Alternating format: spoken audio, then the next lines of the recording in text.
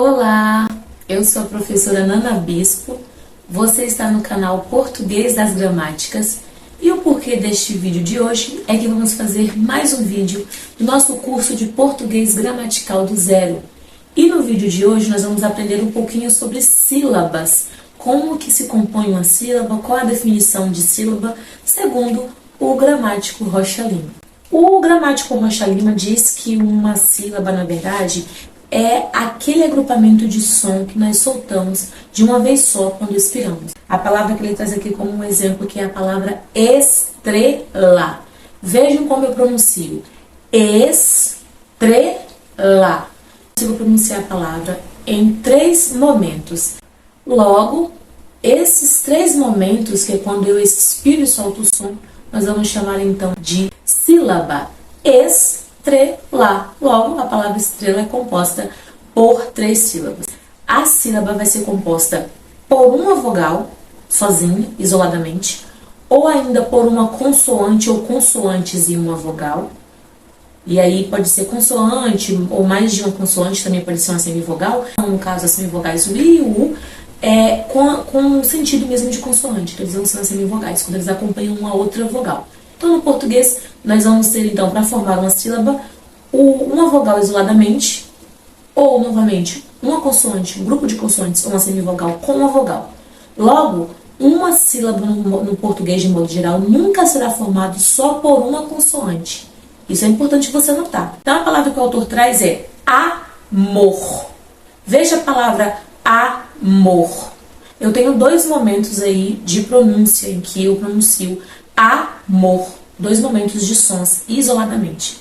Veja que o A é uma vogal e formou uma sílaba. Amor. Próxima palavra é casal. Casal. 2 sílabas. Jornada.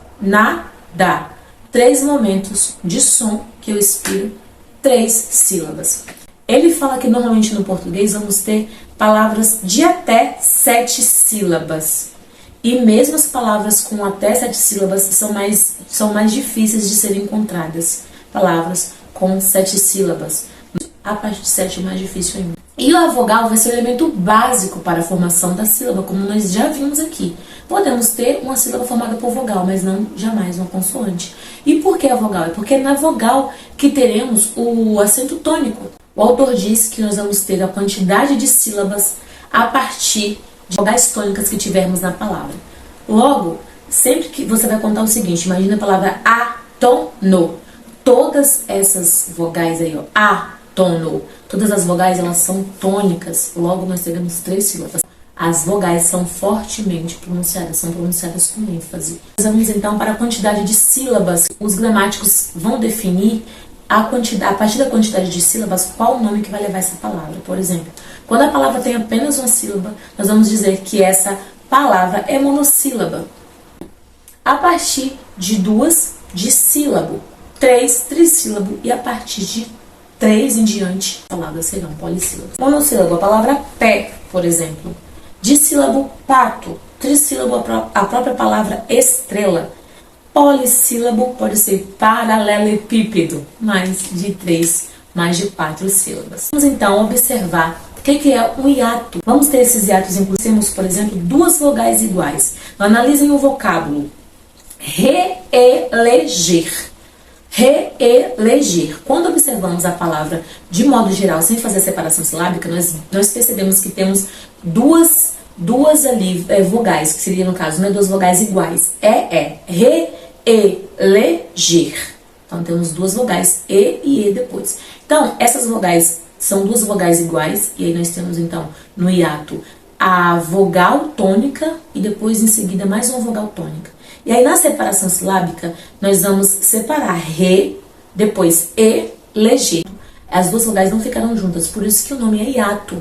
Quando eu digo, por exemplo, ó, há um hiato entre mim e você, significa que há uma separação silábica, se formos separar a palavra de modo geral. Tá em um texto mesmo, na hora de fazer a separação, lá no final da linha, por exemplo, há esse hiato, essa distância. Por isso que é eleger. E vejam que as 2 vogais são tônicas, ou seja, elas são pronunciadas com ênfase. A palavra, por exemplo, nihilista. Nihilista. É um hiato porque na separação silábica vai ficar ni e lista. E se separam porque as duas têm esse acento tônico, essa tonicidade ao serem pronunciadas. A próxima questão em que encontramos hiato é quando a vogal A está acompanhada por E, O. Vejam que são as duas vogais A e E, porém com esses acentos diferenciais de E mais aberto ou E mais fechado, O mais aberto ou O mais fechado. Veja um exemplo, aéreo. Em aéreo, na separação silábica, vamos deixar o A sozinho, depois rio. Mesma coisa na palavra baeta. Vai ficar baeta. Na palavra aorta e depois caolho. Veja que a vogal A está acompanhada de E, O. E a próxima questão em que nós vamos encontrar também o hiato, que são a separação entre duas vogais, na separação silábica, é quando nós temos o I e o U. Inclusive, se você viu um dos últimos vídeos aqui do canal, você vai ver que o I e o U são as vogais que são, na verdade, semivogais no português brasileiro, porque eles vão ter característica de consoante em uma palavra. O I e o U, tônicos com a outra vogal. Tônicos é quando eles têm aquela tonicidade ao serem pronunciadas. Vejam a palavra dia. Em dia, nós fazemos a separação silábica, vai ficar dia. Por quê? Porque o I é tônico. A outra palavra é daí.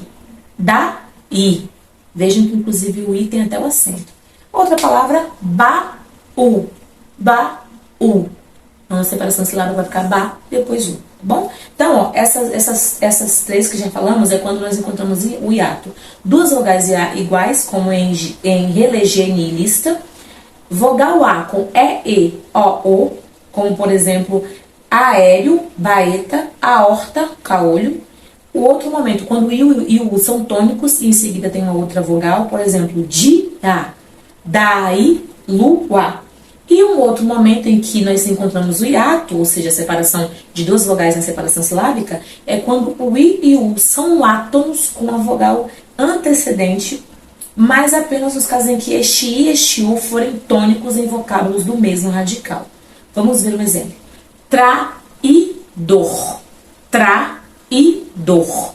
Vejam que o I tem o A antes dele, o A de traidor, e este traidor vem da palavra trair. Trair, inclusive é um verbo, trair. E em trair também há esse ato. O A e o I ficam separados nas sílabas. E aí o próximo é abaulado, que é de, no caso, baú. Em baú, o A e o U também ficam separados silabicamente. Em abaulado, logo também, o A e o U ficarão separados. Então, ó, essas são as 4 ocorrências de hiato. O que são os ditongos? O ditongo, então, vai ser a unidade fônica formada de vogal, acompanhada de I ou U em função consonantal. Ou seja, no ditongo, nós teremos o I e o U pertinho ligado à vogal, só que esse I e esse U estarão com o sentido de uma consoante, por isso que teremos um ditongo. Esse I e esse U não terão aí, então, o valor de vogal, eles não terão uma tonicidade ali na pronúncia. Então, veja um exemplo aqui, ó, de quase, igual, água, qualidade. Vejam que aí nós temos, ó, no quase nós temos o U e o A. Em igual, o U e A. Água também e do mesmo modo qualidade, o U e A. E aí depois a gente pode pensar de repente em um que tem o I, ali também no caso como forma de, no sentido de consoante, que vai ser na verdade uma semivogal. Então, ó, pensando no ditongo, nós vamos ter dois ditongos, o ditongo crescente e o ditongo decrescente. O que seria então o ditongo crescente? Seria aquele ditongo quando nós temos, por exemplo, a semivogal vinda antes da vogal. Então, ó, a palavra pai. A palavra pai, na verdade, vai ser decrescente. Por quê? Primeiro eu pronuncio a vogal A, depois a semivogal I. Dá aquele pico de tonicidade, depois desce. Pai. Pronunciou a vogal, depois a semivogal. Por isso que é decrescente, sobe e desce. No crescente é o contrário. Primeiro eu pronuncio a semivogal e depois eu pronuncio a vogal. Então, ó, baixinho, depois sobe, por isso é crescente. Então, na palavra aqui, por exemplo, ó, uá, em uá, uá-zi. Então, primeiro eu estou aqui embaixo, depois eu subo no ar. Uá-zi. Por isso que é crescente. Então, teremos o ditongo crescente, quando primeiro é semivogal e depois é vogal, como em uá-zi. E temos decrescente, quando primeiro é a vogal e depois a semivogal, como em pai. Por isso que é decrescente. Os ditongos estáveis, aqueles formados primeiro por semivogal, depois vogal, e aqueles que são formados por U, mas que tem na frente o Q e o G.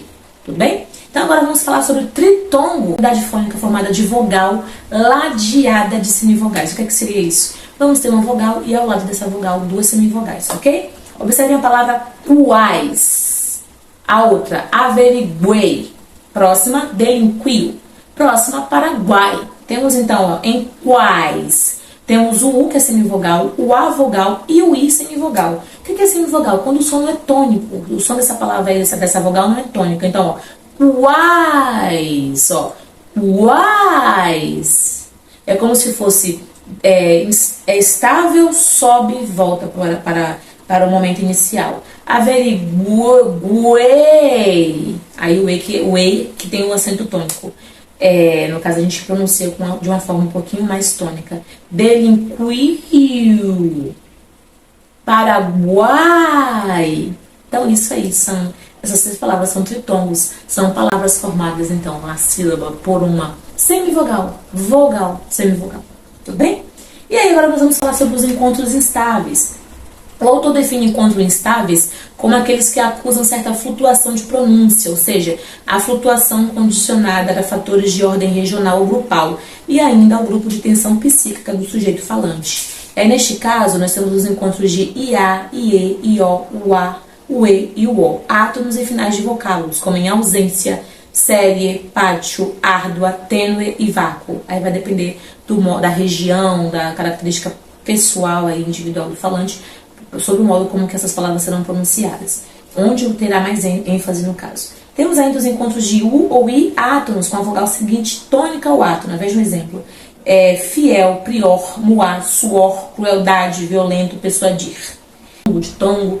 Agora vamos falar sobre os encontros consonantais. Temos os encontros consonantais nas mesmas sílabas ou em sílabas consecutivas. Vamos lá. Por exemplo, ó, nas mesmas sílabas, que são os encontros consonantais inseparáveis, são habitualmente denominados grupos consonantais, quando eles não se separam.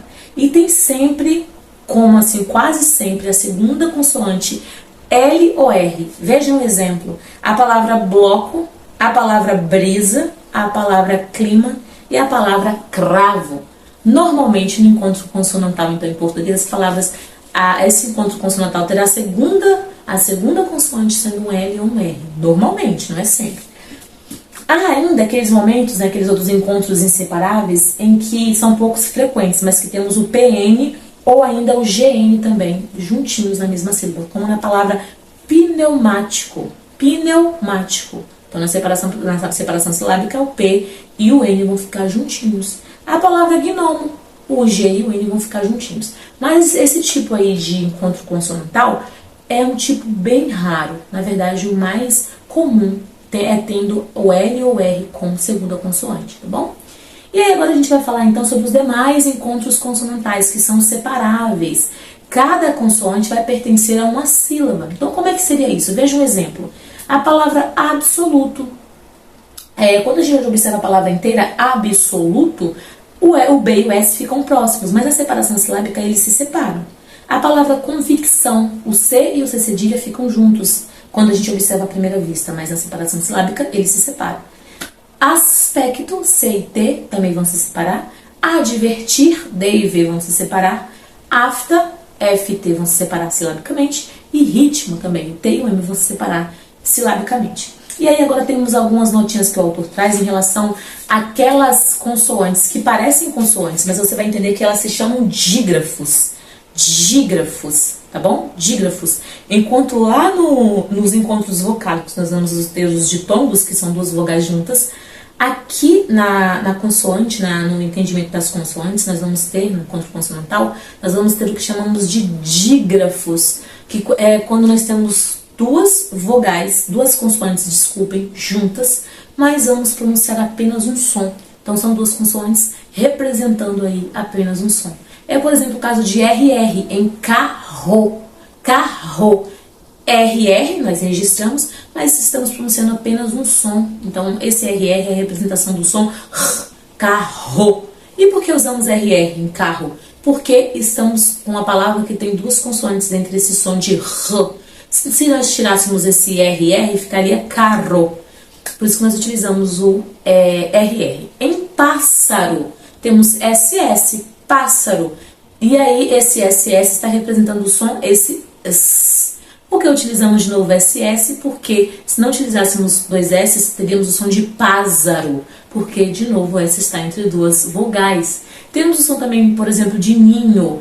NH, ninho. Esse NH vai ser um dígrafo também. Porque esse N e esse H estão representando um único som, que é esse e o L também de palha, olha, ilha, tá vendo esse L? São duas letras representando de novo, duas consoantes representando um único som. Tem o SC, por aí vai, tá bom? Então esses são os dígrafos, então essas são as notas que o autor traz aqui em relação aos dígrafos. Outra coisa que o autor traz é a questão do M e do N, por exemplo. Algumas palavras têm o M e o N. Por exemplo, M antes de P e B. Ah, professora, esse M e esse P aí, ou esse N e esse qualquer outra consoante, serão então encontros consonantais? O autor diz que não serão encontros consonantais. Na verdade, o M é só um registro para que a gente lembre que as palavras são nasalizadas. Então, não é um encontro consonantal. O M e o N só são representações mesmo desse som mais nasalizado. É como se pudéssemos trocar o M e o N por um tio, por exemplo. Então, o M e o N tem valor de tio. E aí, deixa eu ver se ele traz pra gente aqui o exemplo. Ele traz sim, a palavra campo. Campo não é separação silábica, né? No caso, consoantes que se separam. Ficam campo, não é. Som, so, também não é uma separação aí, no caso, de duas consoantes. Porque, na verdade, é só a representação do som, so e do campo. Poderia ser muito bem um tio, mas nesse caso não é. E aí é isso, de modo geral. Também temos algumas palavras que vão se separar, mas também são raras, como sublinhar. É sublinhar. Impressionante, né? Então estude um pouquinho mais sobre essas outras palavras de encontros consonantais que na verdade se separam na hora da separação silábica, mas que são casos um pouquinho mais raros, tá bom? E aí é isso. E também temos que lembrar que o S muitas vezes em algumas palavras não vai ser pronunciado, tá bom? Como em piscina, descer, a palavra cresçam, floresçam, por exemplo, tem S, C, mas dificilmente pronunciamos o S nessas palavras. Este foi o vídeo de hoje sobre sílabas de modo geral. Eu espero de coração que você tenha entendido. Se você não entendeu qualquer aspecto que eu falei em relação à sílaba, deixa nos comentários, de repente eu posso esclarecer um pouquinho para você aí a sua dúvida, tudo bem? Obrigada por me assistir. Eu te espero sempre em um próximo vídeo. Beijo!